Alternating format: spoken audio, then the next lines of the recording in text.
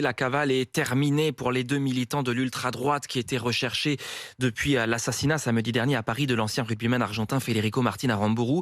L'un arrêté dans la Sarthe, l'autre Loïc Lepriol, le tireur suspect en Hongrie. Il était sur la route de l'Ukraine où il comptait combattre.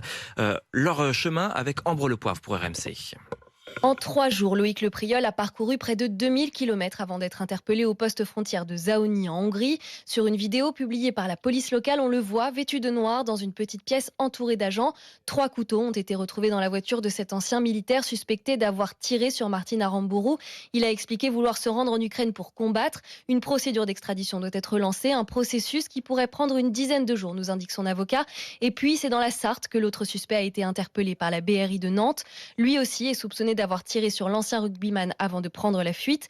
Les deux suspects se connaissent bien, ils partagent des convictions politiques d'extrême droite, mais aussi des antécédents de violence.